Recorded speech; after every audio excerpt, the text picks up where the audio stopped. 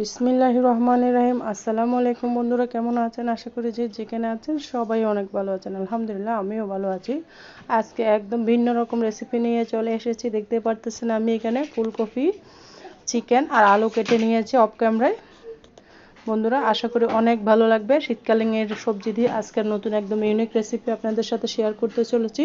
আশা করি অনেক অনেক ভালো লাগবে বন্ধুরা। ভালো লাগলে অবশ্যই একটা লাইক দিয়ে আমার সাথে থাকার অনুরোধ রইল। খুব সুন্দর করে আমি ফুলকপি আর বাঁধাকপিকে নিয়ে ছাদে চলে আসছি আপনাদের সাথে শেয়ার করার জন্য। আসলে অনেক অনেক ভালো লাগবে, দেখতে থাকুন রেসিপিটা। একদম নতুনত্বভাবে দেখাচ্ছি, খুব ভালো লাগবে। ভালো লাগলে অবশ্যই সাবস্ক্রাইব করবেন। আমার চ্যানেলে যদি নতুন এসে থাকেন, ভালো লাগলে অবশ্যই সাবস্ক্রাইব করে আমার সাথে থাকার অনুরোধ রইল। আর বন্ধুরা দেখুন আমি এখানে একটু প্রাকৃতিক ভিডিও করে নিয়েছি। এটা আমার গাছের সজনা পাতা, আপনাদের সাথে শেয়ার করেছি। এই পর্যায়ে আমি একদম ছাদ থেকে চূড়ায় চলে এসেছি। ছাদের মধ্যে একটু ভিডিও করে আপনাদের সাথে শেয়ার করলাম।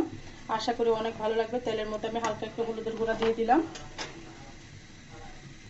তেলটা দেখতে পারতেছেন আমার গরম হয়ে গিয়েছে। আমি একদম পুরো ছাদ থেকে চুলার মধ্যে চলে এসেছি। আর সেই ফুলকপিগুলোকে সুন্দর করে ভেজে নিব।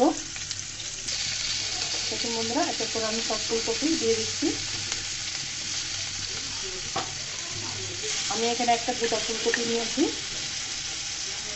কীভাবে রান্না করতেছি পুরো ভিডিওটা দেখতে দেখুন। একদম নতুন রাঁধুনির জন্য সহজ রান্না আমি শেয়ার করতেছি। আশা করি অনেক ভালো লাগবে বন্ধুরা, দেখতে থাকুন। আর আমার ছাদের পরিবেশটা কেমন লেগেছে সুন্দর একটা কমেন্টসে বলবেন বন্ধুরা। দেখুন আমি সুন্দর করে ভেজে নিচ্ছি। এভাবে ভেজে রান্না করলে যে কোনো সবজি রুটির সাথে, মাংসের সাথে কিন্তু একদম জমে যাবে। ভাতের সাথে, পোলাওয়ের সাথে কিন্তু পরিবেশন করতে পারবেন। আমি সুন্দর করে থেকে ভেজে নিচ্ছি। আমি কিন্তু ফুলকপির ডাঁটাগুলোর সাথে দেবো, কীভাবে দিচ্ছি দেখতে চাইলে অবশ্যই আমার পুরো ভিডিও জুড়ে থাকবেন। এখানে আমি কোনো অংশ ফেলে নাই, কারণ ফুলকপির কিন্তু এখন অনেক দাম। তাই যেটাই ফুলকপি সবসময় কিন্তু আমি শাশুড়ি থেকে দেখেছি সবগুলাই আমরা এভাবে রান্না করি। কীভাবে রান্না করতেছি গোটা ফুলকপি একবার দেখতে থাকুন। আমি সুন্দর করে দেখিয়েছি, আশা করি অনেক ভালো লাগবে বন্ধুরা। ফুলকপিগুলোকে আমি ভেজে নিচ্ছি। দেখুন বন্ধুরা আমি ঢাকনা দিয়ে ঢেকে দিয়েছিলাম যেন ফুলকপিগুলো তাড়াতাড়ি ভাজা হয়ে যায়, সেই জন্য। এই পর্যায়ে আমি দেখুন আমার ফুলকপিগুলো কালারটা চেঞ্জ হয়ে গিয়েছে। আমি এই পর্যায়ে ফুলকপিটাকে উঠিয়ে নেব। এভাবে ভেজে রান্না করলে যে কোনো সবজি কিন্তু খেতে দুর্দান্ত লাগে। অসাধারণ একটা সবজি, অসাধারণভাবে কিন্তু রান্না করে নিলে আপনার নামি দামি খাবারকে ফিল করবে। এত দুর্দান্ত মজা হবে এরকম সুন্দর করে যত্ন করে ভালোবেসে যদি রান্না করেন। আমি সবগুলো উঠিয়ে নিচ্ছি। ফুলকপিগুলো দেখুন কি সুন্দর একটা কালার এসেছে, প্রতি দেখেই বুঝতে পারতেছেন। এরপর যে আমি আলুগুলো দিয়ে দিলাম। আলুগুলোকে আমি সেমভাবে ভেজে নেব। সামান্য একটু তেল দিয়েছি বন্ধুরা, বেশি তেল দিই নাই। বেশি তেল দিলে কিন্তু তেলগুলো সব টেনে নেবে, সেই জন্য আমি সামান্য তেল দিয়ে ভাজি করতেছি। বেশি হয়তো বুঝতে পারতেছেন তেল কিন্তু স্বাস্থ্যের জন্য অনেক ক্ষতিকর, সেই জন্য আমি অল্প অল্প দিয়ে ভেজে নিচ্ছি সবগুলো উপকরণ। এই পর্যায়ে আমি আবারও ঢাকনা দিয়ে ঢেকে দিব। সিদ্ধ হওয়ার জন্য অপেক্ষা করতে হবে বন্ধুরা। আমি ঢাকনা দিয়ে ঢেকে দেবো। ঢাকনা দিয়ে ঢেকে দিলে আলুটা ভালো মতো সিদ্ধ হয়ে যাবে। চুলার আঁচটা কিন্তু কে পর্যায়ে আমি কমিয়ে রেখেছি বন্ধুরা। দেখুন বন্ধুরা আমি আবারও নেড়ে ছেড়ে দিব।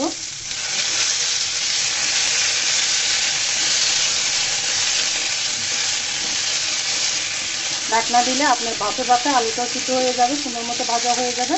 আমি আবারও ঢাকনা দিয়ে ঢেকে দিলাম। দেখুন বন্ধুরা এই পর্যায়ে আমি আলুটাকে উঠিয়ে নিব।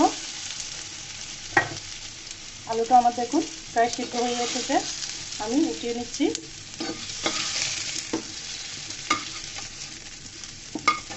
দেখুন ঢাকি দিয়েছে, তেলটা রয়ে গেছে, আলুটা বাফে বাফে সিদ্ধ হয়ে গেছে, ভাজা হয়ে গেছে। দেখুন খুব সুন্দর একটা কালার এসেছে। তারপর আমি আবারও দিয়ে দিব সামান্য একটু হলুদের গুঁড়া, দিয়ে দিব সামান্য তেল। পর্যায়ে মাংসগুলো দিয়ে দিচ্ছি, দিয়ে দিচ্ছি লবণ।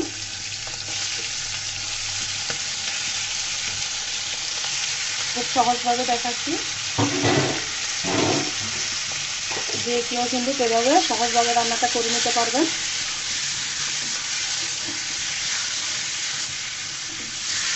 ব্রয়লার মুরগি কিন্তু অনেকজনে খেতে চায় না বন্ধুরা, ফার্মের মুরগি এইভাবে রান্না করলে কিন্তু সবাই একদম আঙুল খেতে ফুটে খাবে বন্ধুরা, কথা দিচ্ছি। আপনারা একবার হলে এভাবে ট্রাই করবেন, খেতে কিন্তু দুর্দান্ত লাগবে। আমি আবারও ঢাকনা দিয়ে ঢেকে দিব মাংসটা সিদ্ধ হওয়ার জন্য। আবারও বন্ধুরা নেড়ে ছেড়ে দিব আমি। দেখুন এভাবে বেজে নিলে ঢাকনা দিয়ে দিলে মাংস তো তাড়াতাড়ি সিদ্ধ হয়ে যাবে আর সুন্দর মতো ভাজা হয়ে যাবে। বন্ধুরা আমি এটা অপর চুলায় দিয়ে এদিকে মশলাটাকে সুন্দর মতো কষিয়ে নিব। বন্ধুরা মাংসটা অপর চুলায় দিয়ে আমি এদিকে মাংসটা রান্না করে নিব, মশলাটা কষিয়ে নেব। কারণ অপর চুলা আমার চুলা খালি আছে, সেই জন্য আমি একসাথে রান্না করে ফেলতেছি বাঁচতে বাঁচতে। বন্ধুরা কিছু মনে করবেন না, মাংসটা ভাজার পরে আপনাদের সাথে শেয়ার করতেছি। এখানে আমি সামান ডিশটার মধ্যে আজকে ব্লেন্ডার করা নাই, এটার মধ্যে থেতু করে নিয়েছি আদা রসুনগুলো, পেঁয়াজ আদা রসুন একসাথে আমি থেতু করে নিয়েছি।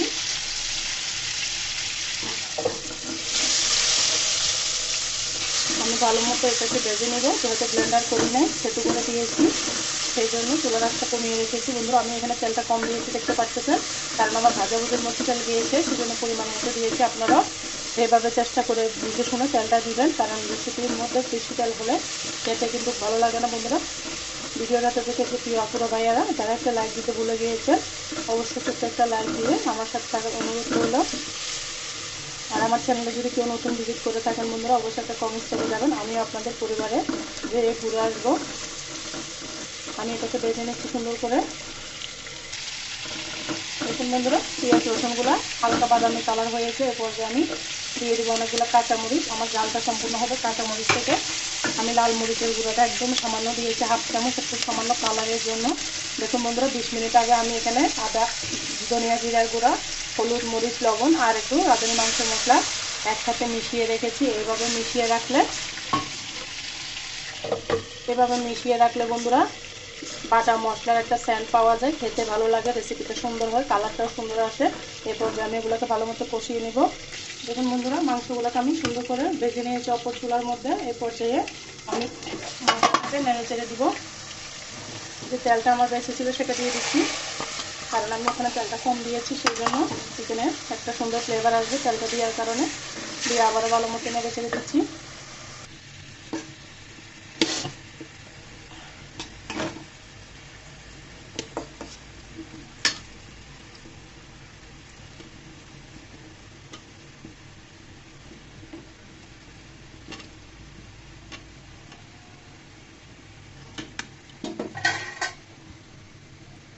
সাথে বন্ধুরা আলুগুলো আমি দিয়ে দিচ্ছি।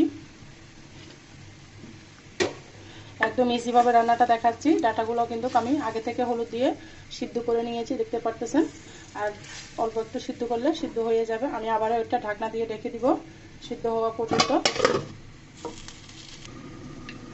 বন্ধুরা এই পর্যায়ে আমি 5 মিনিট পরে এগুলোকে 5 মিনিট কষিয়ে নিয়েছি। কষানোর পরে আমি ভালো মতো নেড়ে ছেড়ে দেবো। চুলার আঁচটা কিন্তু মিডিয়াম করে রেখেছিলাম। এই পর্যায়ে আমি চিকেনগুলোকে দিয়ে দিলাম, ভেজে রাখা চিকেন দিয়ে আবারও নেড়ে ছেড়ে দিচ্ছি। তারপর আমি দিয়ে দিব ভেজে রাখা ফুলকপিগুলো। আপনারা এইভাবে সুন্দর করে এগুলো, ফুলকপিটা নরম, আলুর সাথে একসাথে দিলে কিন্তু গলে যেত, ফুলকপিটা পাওয়া যেত না রান্নার পরে, সেই জন্য আমি বন্ধুরা এইভাবে ভাগ ভাগ করে দিয়েছি। আপনারা এইভাবে রান্নাবেন, নতুন রাঁধুনি বেচারার আপুরা ভাইয়ারা এভাবে রান্না করলে খেতে কিন্তু অসাধারণ লাগে। আপনারা আমার কথা না বন্ধুরা একবার এভাবে ট্রাই করবেন, খেতে দুর্দান্ত লাগে। আমি এই পর্যায়ে ঢাকনা দিয়ে ঢেকে দিব, কষানো পর্যন্ত অপেক্ষা করতে হবে। অপর চুলে আমি গরম পানি বসিয়ে রেখেছি বন্ধুরা, গরম পানি দিয়ে রান্না করব। বন্ধুরা আবারও 5 মিনিট পরে আমি ফিরে এলাম। দেখুন আবারও আমি নেড়ে ছেড়ে দিব।